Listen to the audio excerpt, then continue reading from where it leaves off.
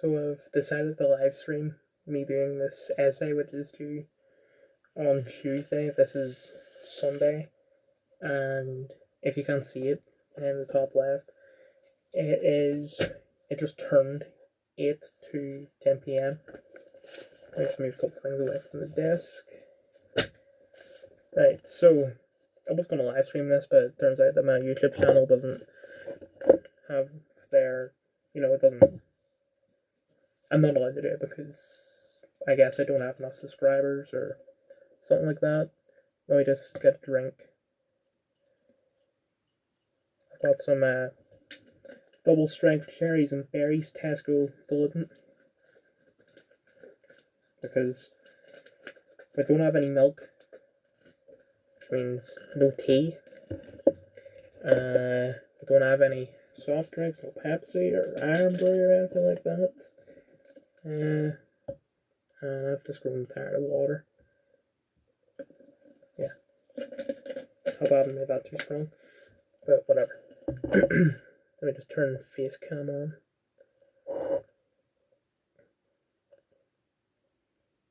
Oh, that's the wrong button. Just turn around.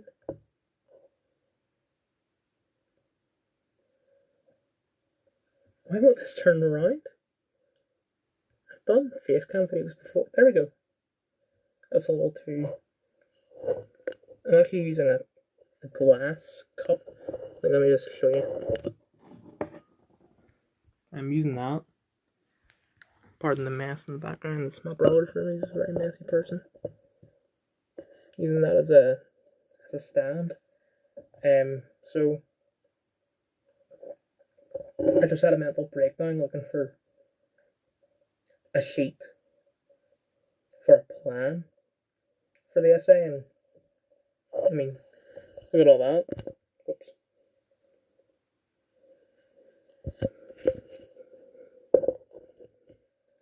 And I found it because, right, we got this on Friday.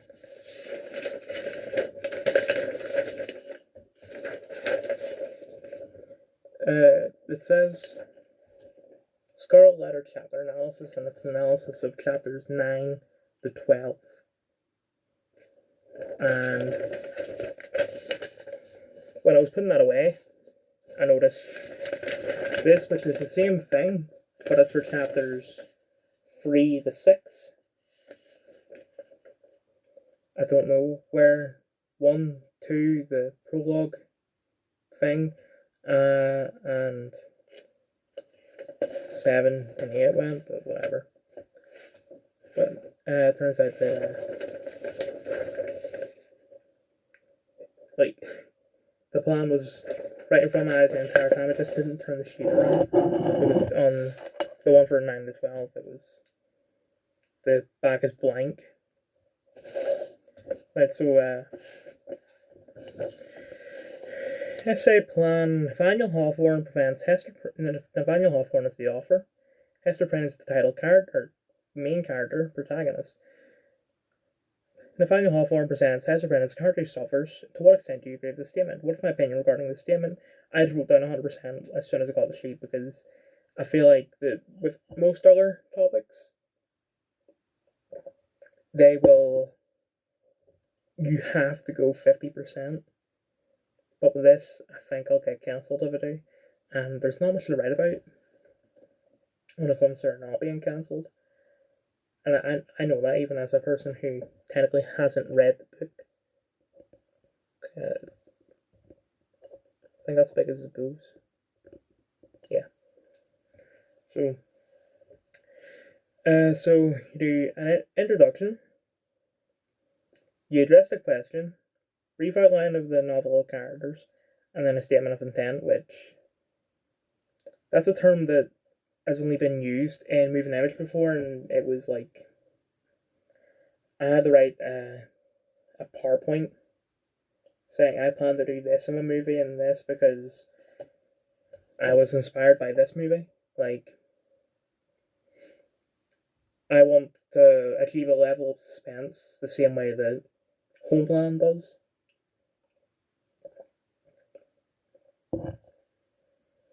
Petticoat Cooperative using a Cars mug. Or, not even, well, cup, you know what I mean. So, that's just the intro. Then you have to have a paragraph on Hester and the setting and opening. So, first impression, interactions with others, what people say about her, which is basically just 19th century words for, or 17th century words for slut, and so on. Hester's faults, make stuff up, but base it on evidence. Oh, lying. Who knew that we would have to lie on this essay? And anything else, question mark, I don't understand that bit. Then, conclusion, all in all, what do you think of the question? Your opinion matters. Don't lie to me. My opinion does not matter. No one cares.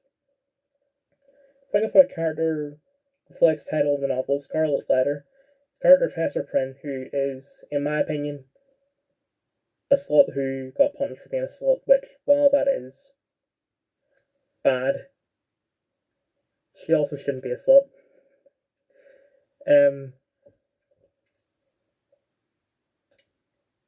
So I guess, like, Scarlet could be, that's red, it could be seen as sin, but it could also be seen as love, and I think that's what you have to write. In conclusion, it is, that's just like something to start it off with. So I've already wrote, like, the first 4 words of the introduction. This essay will explore, and, like, this entire thing is based off the essay plan that we did for film studies last year, which is a bigger version of the paragraph plan that we did for film studies in year 11, which I've been using ever since, because it is great, but you just don't get any praise for it. So, yeah. I just wanted to live stream this so you could laugh at me going, crap, I don't even have the book with me because I'm not going to read that crap. It's impossible to read. I have the iPad with me. I could probably look up the English translation.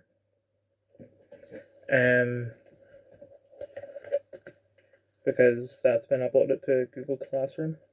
But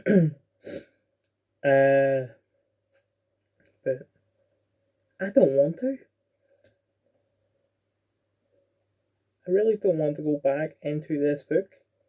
It is without a doubt, the worst book I've ever read in my entire life. I'm not, I read a lot of great books, and so it's not hard to do, but I've read other crap books as well, like Boy in the Dress. Also, I was planning on leaving this for a review, but might as well do it now. Whoops.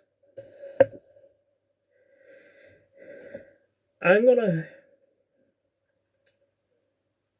gonna read out something from the book, and it's the second paragraph in the book.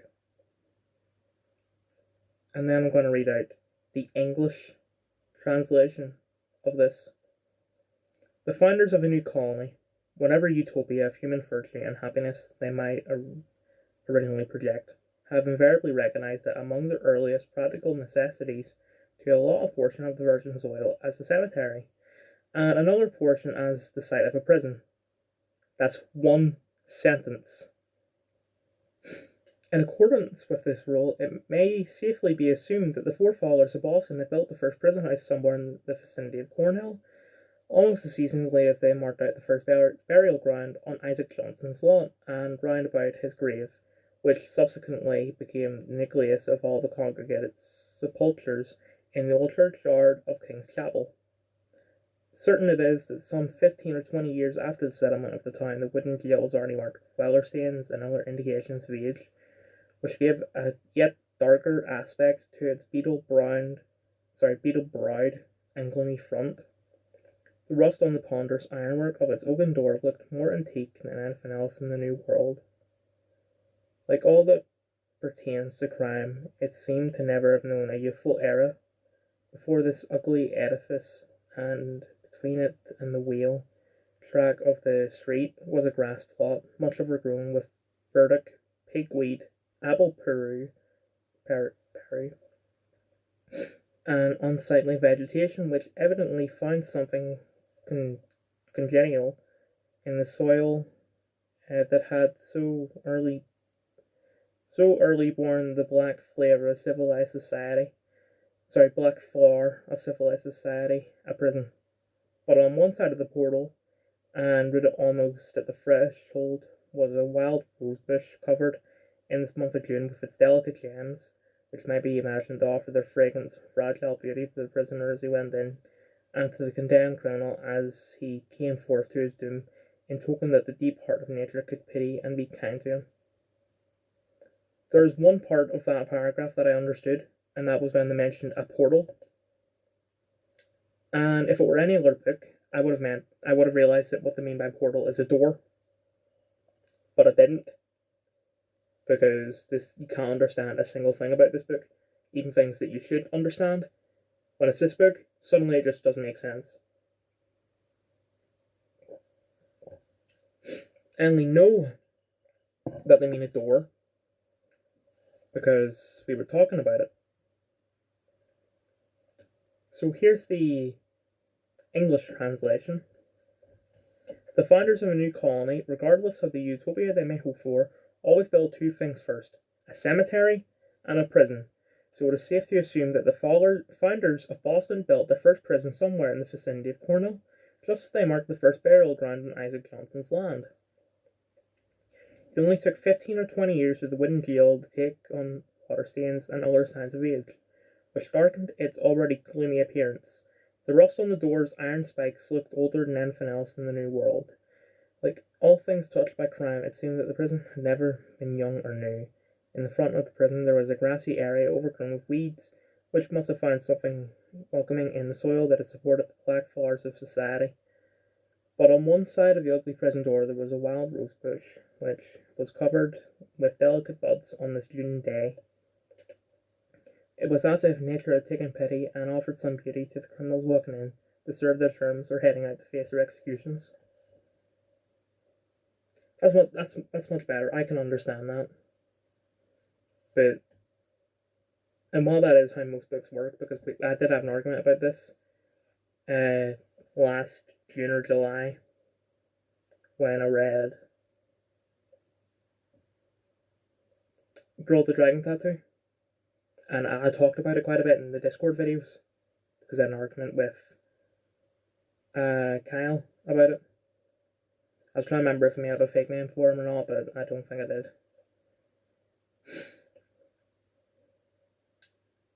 Because looking at the space of this, the translation is about 75% as big as the original, if you know what I mean. But the first paragraph, the translation is only 2 lines, when the real version is 5 lines. A throng of bearded men in sad-coloured garments and grey staple-crowned hats, intermixed with women, some wearing hoods and others bareheaded, was assembled in front of a wooden edifice, the door of which was heavily timbered oak and stood up with iron spikes. Are in English. A crowd of dreary-looking men and women stood outside a heavy oak door studded with iron spikes.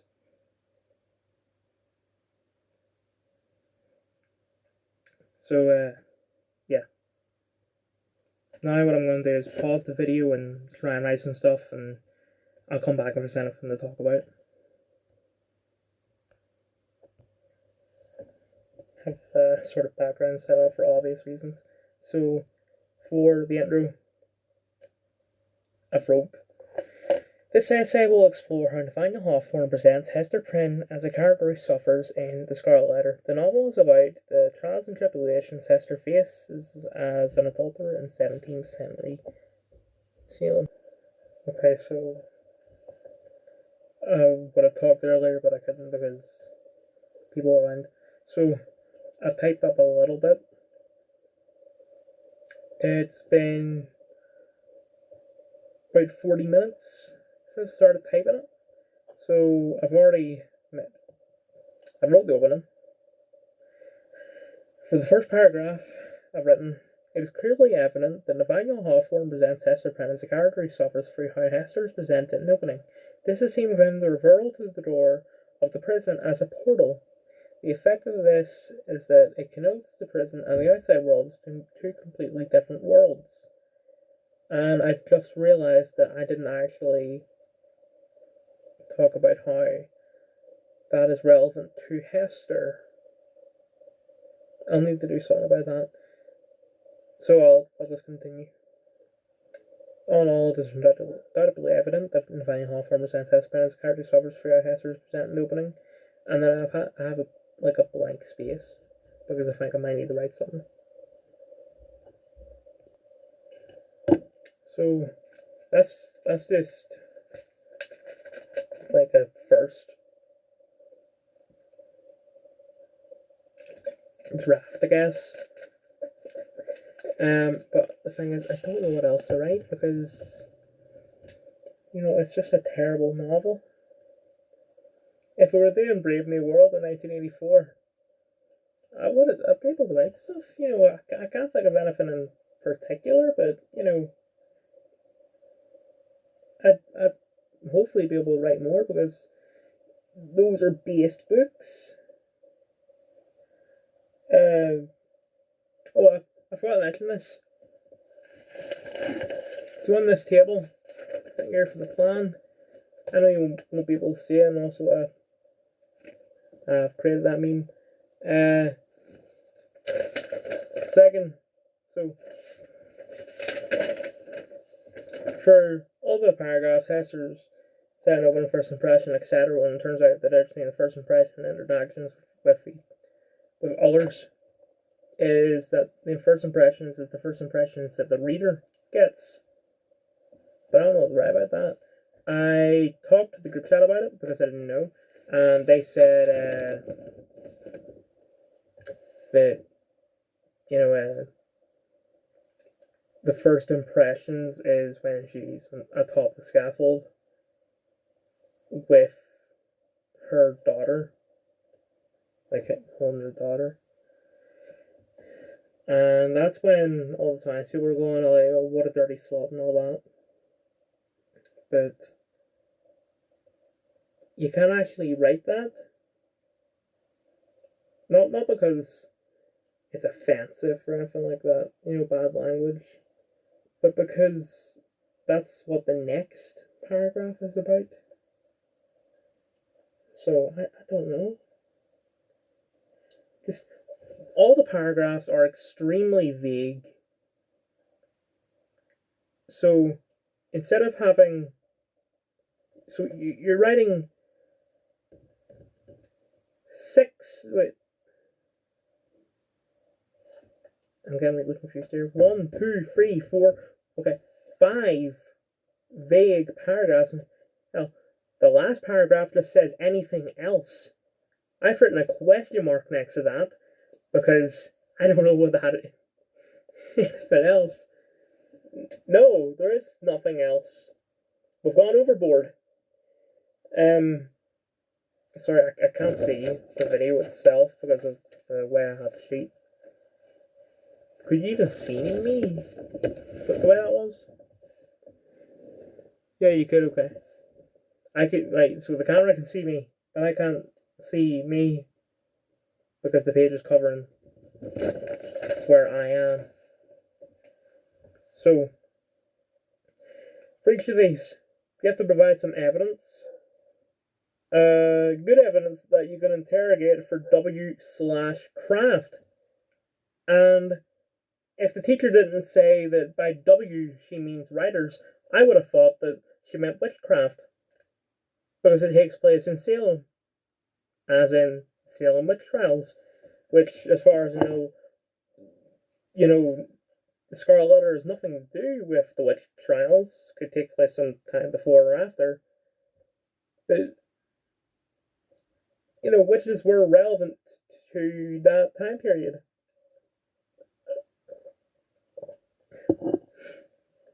And you provide an argument, evidence, present Hester, and then support / subvert question focus. Then you zoom in. Writer's craft in your quotation, imply recarder. Something to do with Methods Journal. Yes, the Methods Journal. Let me pick it up. Where is it? So no.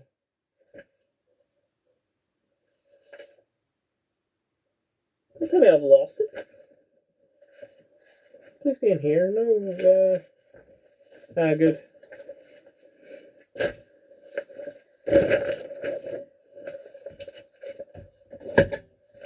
Sorry, when I have it, grab that from the floor, I have to put my armrest down. Is this the Methods Journal or is this the other thing?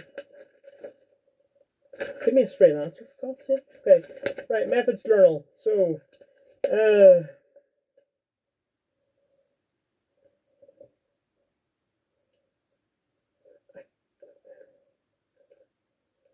right, so theme, sin, secrecy, punishment, judgment, sin. Character, Roger Chillingworth.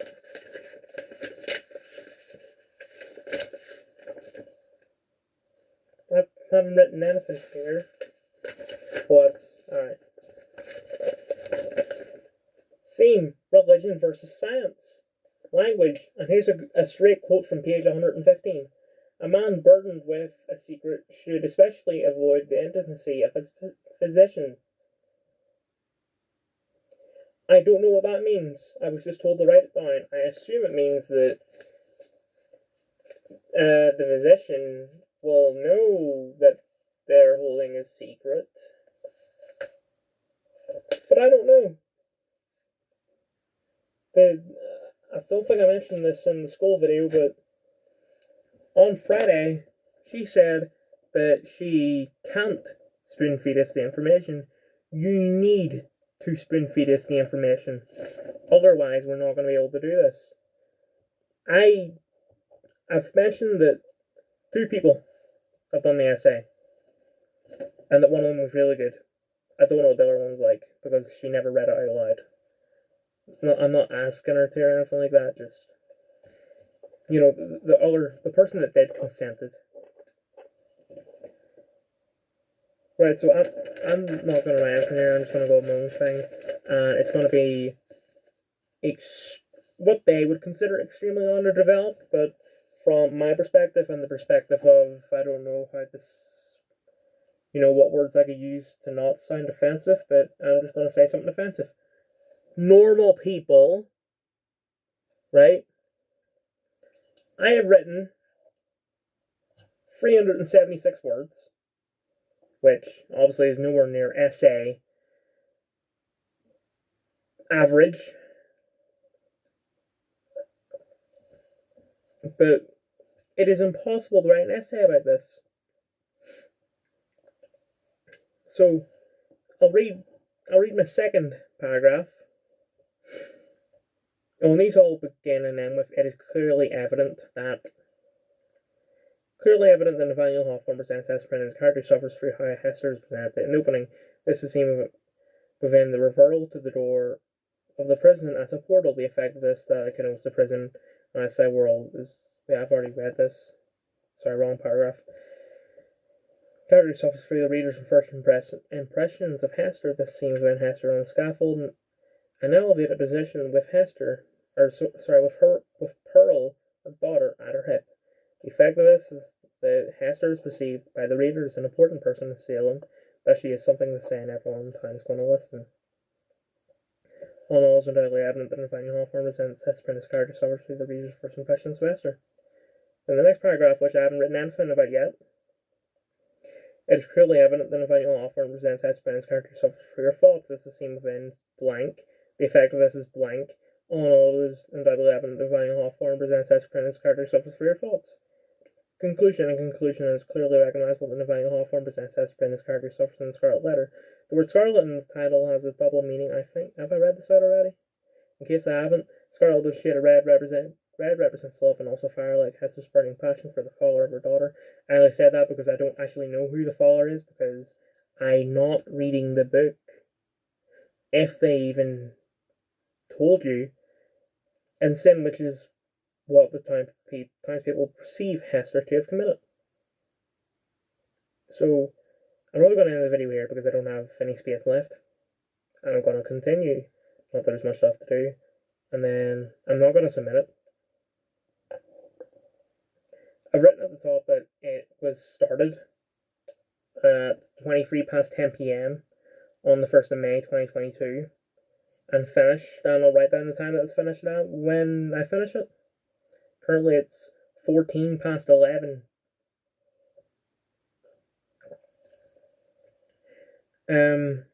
So I'll say about 20 past. As a guess. Because I'm not going to submit it. And then I'll wait till Tuesday. And I'm going to talk to everyone in English. Everyone outside of English, and ask, what are you doing? If you refuse to hand in the essay because of either you haven't done it or rebellion or whatever, I'm also not going to hand it in. But if you are going to hand it in, I will also hand mine in, and then he may or may not read it, because I don't even think he reads all the stuff, because he would have pointed out that,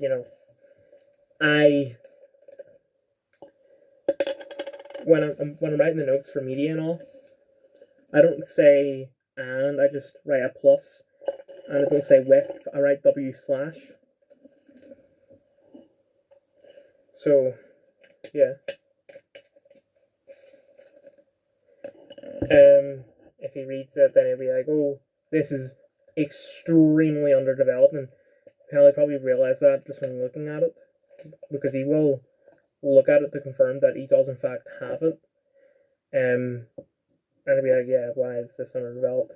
Well, because, and then I'll have to come clean and say, I can't, because it's impossible. And then I'll just update you in Tuesday's school video. That is the sound of me adding water to this diluent, because it's way too strong. Because some people will comment, is he pissing himself? No, but I will be on Tuesday.